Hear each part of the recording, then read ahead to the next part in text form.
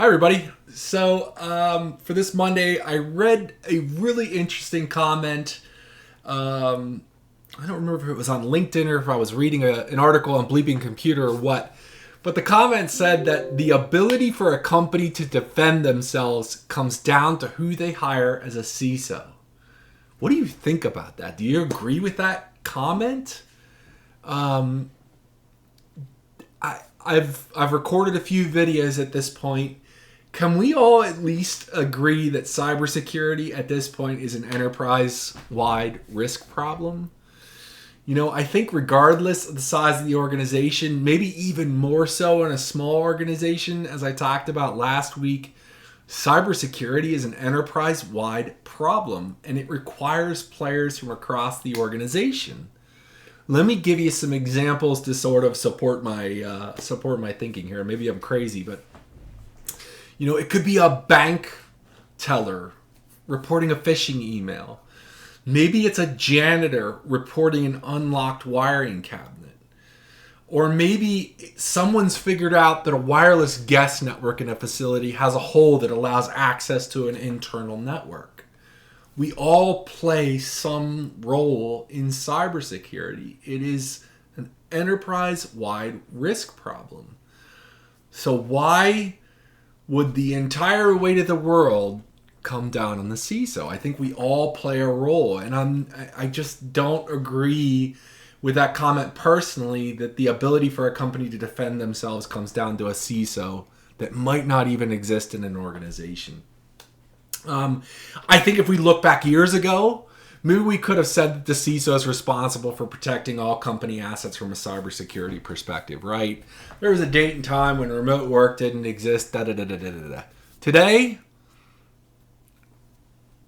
you can say it, but what's the reality, right? The reality is today many organizations have hundreds or thousands of home offices that a CISO can't protect. And I can hear people saying, no, that's wrong, You know, the CISO can provide awareness through their organization about the risks, but they can't per se stop a vulnerability on a television that has the ability to impact a company laptop or PC.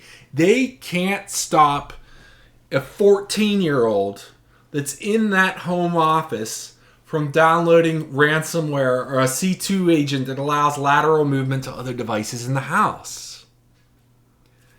The CISO can certainly help mitigate those risks by putting in controls, putting in patch management, putting in driver management, putting in EDR, XDR, pick your favorite acronym, client-based firewalls, privilege access management, whatever the applicable technologies are that the organization has access to, but they're just reducing risk.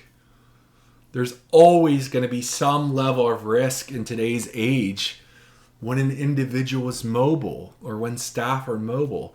Do we completely return to the cozy office expectation, you know, where the facility's secured and remote access isn't allowed? Do we go to a state where everything's through a jump host? That's already been proven it can be compromised. I think we're well past that point.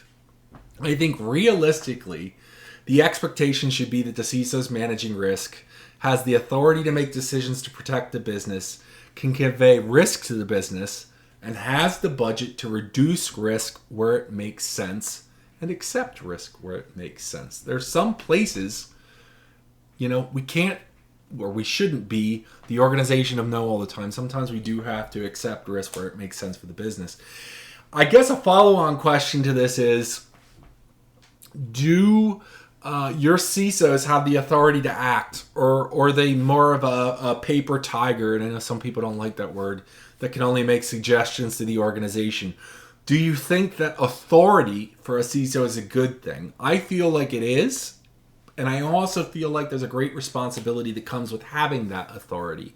And you might choose to disagree with me, but those are my thoughts for Monday. So take it or leave it. Leave a comment, reshare, whatever you'd like to do. But thanks for watching if you have.